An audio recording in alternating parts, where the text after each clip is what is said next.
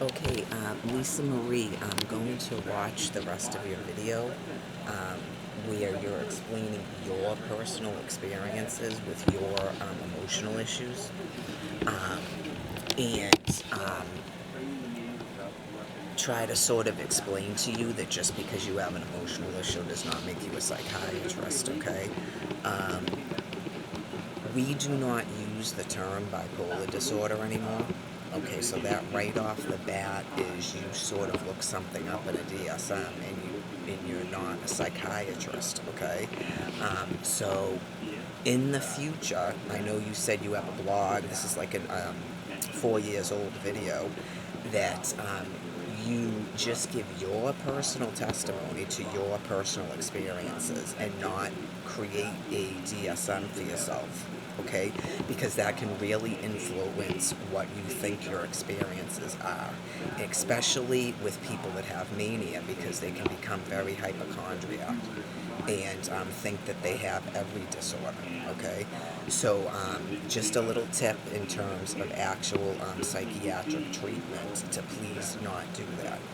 Um, okay, so now I'm going to listen to I was looking for actually someone that was going to give testimony in terms of hypochondria and mania. So I'm going to watch the rest of your video and be fair, but I stopped you as soon as you started talking like you were a psychiatrist and talking about bipolar and that you're going to explain to people what the difference is between hypomania and mania, when what you're supposed to be doing is just giving your own personal testimony to your personal experiences, okay? Thank you.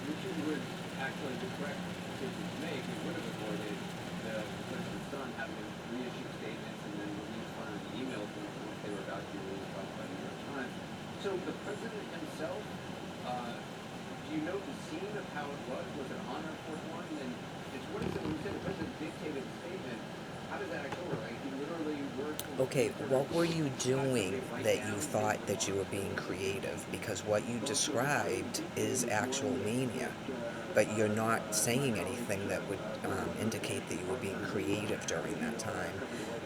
But that you were in some sort of a alcohol-fueled manic episode where you were having very impulsive behavior going on. So that's not being creative. So when you say that you were in something where you were being creative, what were you doing that was being creative? Okay? Um, that type of more detail, okay? And also, do you have a father? Are your parents married? Like, why were you on a cruise with just your mother? And Was your mother aware that you were drinking alcohol, or you sort of had some sort of agreement where you would separate for some reason just after high school graduation age, and that you would be off doing, God knows what, and she would be off doing something? So a little bit more detail about your personal self, and a little less you're a psychiatrist, okay?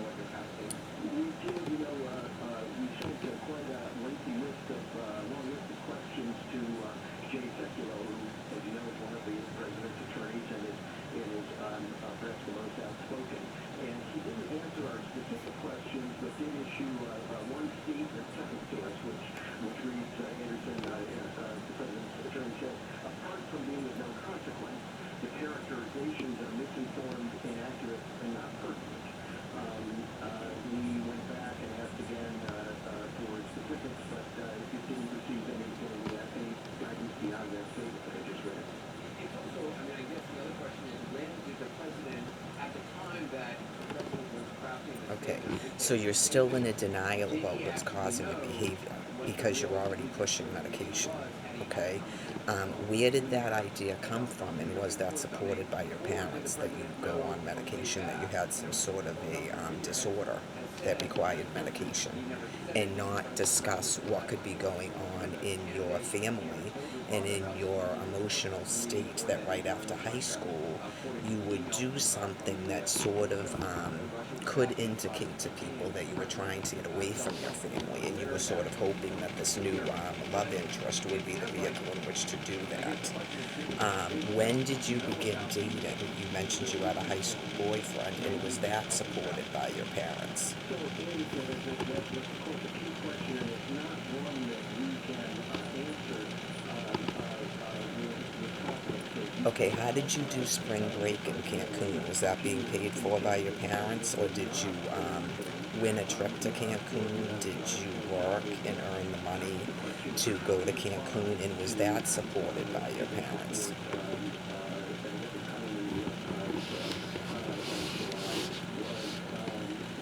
discussed on the sidelines of the G20 by top presidential aides and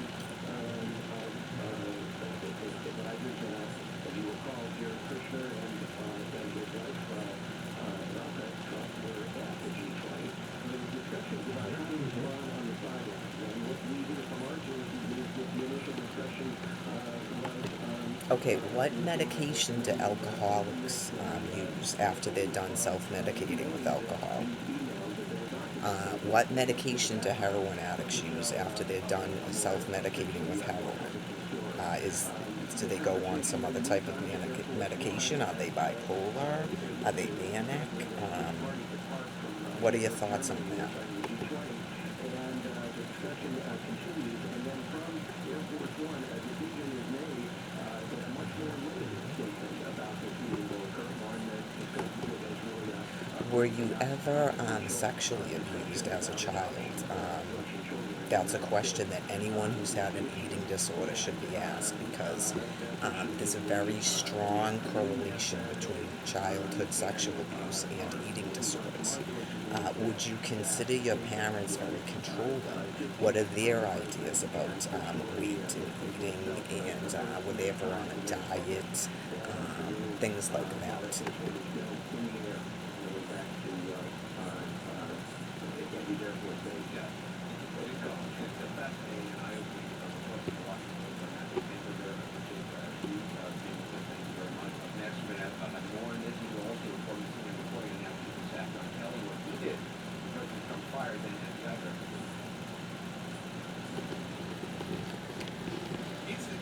It doesn't. It doesn't show us the difference.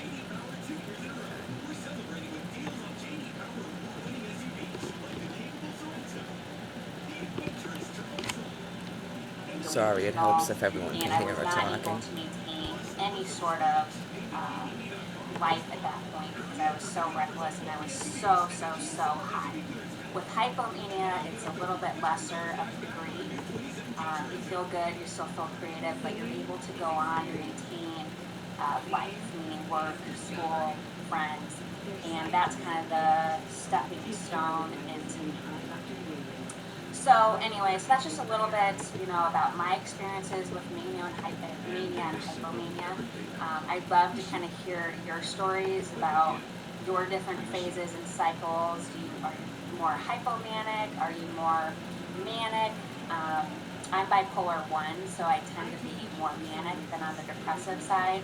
So I'd love to just kind of hear your guys' stories on how you're able to see maybe hypomanic signs So you have before they anxiety, escalate okay? into mania, and how you're able to prevent going either into like a depression or into a manic, full-blown manic episode. So that's just a little bit about me. I'd like to just kind of go over some of the more clinical signs and symptoms. So hypomania is a mild to moderate level of mania, like I talked about a second ago. It's characterized by optimism, pressure of speech and activity, decreased need for sleep, and some people have increased creativity while others demonstrate poor judgment and irritability. So for me, I was lucky enough that I was more creative, but I also made really dumb decisions. So You I haven't was a really little bit explained of to us both. any type of Um, creativity. That's Definition, okay. it usually lasts at least 4 days with a hypomania, and it's clearly different from the usual non-depressed mood. Hypomania may feel good to the person who experiences it and may even be associated with good functioning and enhanced productivity. So this is where, like for me, I was able to get a lot of stuff done. I wasn't, I didn't lose sleep. I was doing really well in my journalism classes because I was so creative. So I had my best writing that I've ever done when I was hypomanic and actually manic. So That's a again, it just feels sickness. good. And so that's why people that are hypomanic want to try to go as long as they can in that phase because it just feels so good. And that's another reason why us bipolar people sometimes don't want to take our meds because we like that creativity. So I'll go in Well, you more don't into go the on meds because what you're even indicating is not a sickness. And basically, you were given this information. It's almost like to sort of reveal that you're making it up. Um, so, again, um, you were doing really well and you didn't have any negative symptoms. So that's not actual hypermania, as you're calling it. Um, and you clearly have a lot of unresolved issues with your parents in your childhood, and you're hiding in medication. I don't know what they're giving you for medication, if you're a druggie and you're using that to get drugs, or you don't want to face what's actually going on within you, and that's why you're on this medication hype. medication and why we tend to not think we need it in next week's video. Um, for hypomania, it can be rarely maintained indefinitely and is often followed by an escalation to mania or a crash to depression. The signs and symptoms of bipolar disorder are very similar, of mania versus hypomania. If one has very distorted thoughts and ideas about what is actually normal behavior, and that can cause a person to crash back into a major clinical depression. Okay, and that doesn't mean that the person is somehow bipolar or that they even have periods of mania. Um,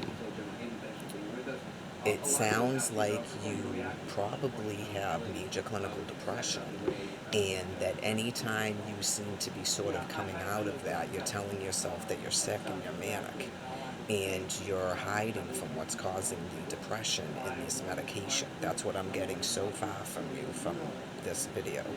Mania.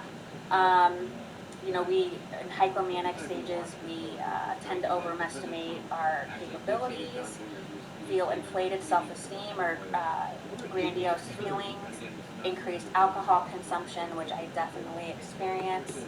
Okay, what were you thinking in terms of grandiosity? If you could explain what you were thinking in your mind that was grandiose.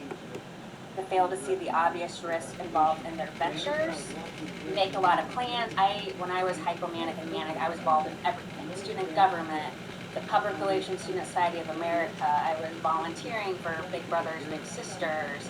I was in so many different groups. I was in sports, and I was spreading myself too thin because I thought I could do it all. Increase in. That's a lot of pressure from what it sounds like. Very overprivileged parents that were putting a lot of pressure on you, because most children do not get cruises for their high school graduation and then go to spring break to Cancun. So that's right off the bat indicated right there. And it's highly doubtful that you were involved in all of those activities of your own accord, that your parents were probably pushing you into that because they're super parents of some kind. Interest in uncharacteristic sexual flirting, which for me was, you saw that on the cruise where I fell in love with somebody on the cruise. Decreasing for sleep, more sensitive than usual. Take on too many responsibilities, and increase in goal-directed activity. So those are the signs and symptoms, and the main difference, again, between hypomania and mania is that the mania tends to escalate into delusions, psychotic behavior, and the majority of the time requires hospitalization to help get medicated and bring. And you didn't explain experience in any of those things. A stable point in your life. So, there's some things that you can do in the hypomanic stage to prevent going into a depression or mania is, get sleep, keep your thought process focused, engage. A person who has actual hypomania can't just get sleep, okay? So you really, really don't know what you're talking about. I do appreciate the videos because it helps in terms of diagnosing people that have been under the skies of these quacks and these parents that are very abusive, okay? A person who is hypermanic can't sleep. They have to have some sort of a plan in order to cause them to sleep. So this whole thing about get sleep, I mean, you don't even know what you're talking about. Yourself in relaxing and calming activities. Avoid disco dance and going to the bar, because that's going to feed into that bad behavior. Consult your support, your support groups, your friends, family, counselors, psychiatrists, to let them know that you're in this phase. Do not consume excess sugar, caffeine, and alcohol, because that's going to affect your sleep patterns. You shouldn't have any stimulants And, at all. when you're in an episode, the first thing is to be true to yourself. Don't leave your medication. Continue until your doctor says otherwise. Give yourself time and chance to get back to a normal life. Exercise. Feel free to ask for help from your relatives, loved ones, and support group. So again, I think anything about journaling? The lesson here is, talking about the support system is feeling comfortable to ask for help. A lot of times when you're going through, whether it's a manic episode, depression, whatever sort of mental illness you're struggling with, is that for a lot of people there's shame to that. And I've been through that, where I tried to pretend that I didn't have mental illness, and I didn't want to take ownership of it, because it was easier for me to just put it away and just forget about it. And I think like that is now. Just not a good thing. And I think the more that we learn about bipolar disorder, learn about the different signs and symptoms, learn about what your trigger points are. For me, it's really lack of sleep and not taking my medication.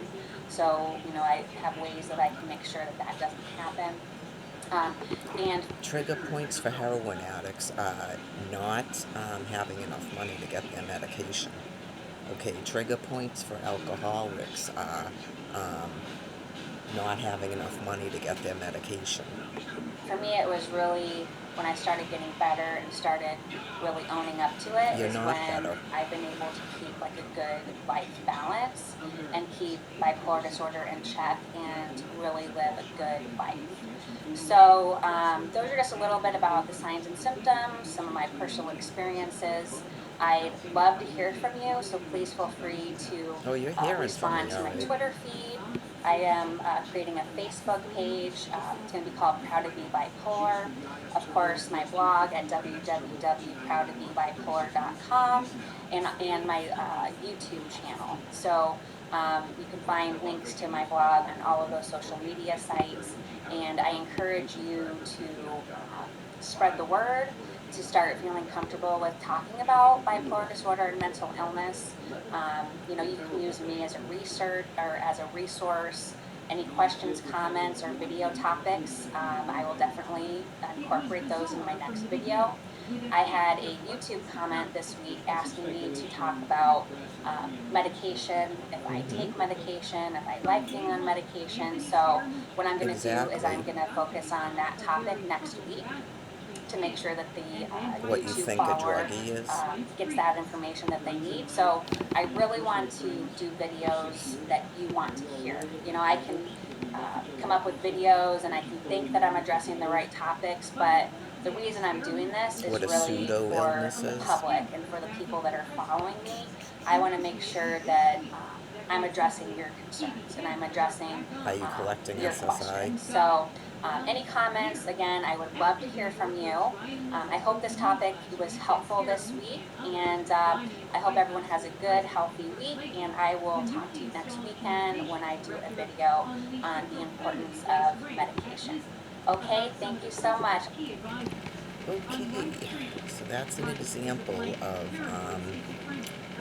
a syndrome in which people sort of like think that they're psychiatrists when they're not. And it's good actually to have certain things set up so that actual psychiatrists can sort of listen to this and try to give some sort of an actual diagnosis. And that's why pseudo-illnesses are created by actual doctors, because it's sort of like a fishing net for people that have other emotional problems and emotional disorders. A mental illness is like brain cancer or prion disease of the brain. That's a mental illness. Emotional problems are not mental illnesses. Your emotional reaction to your life experiences is not an illness, it's just your experience to it. Okay?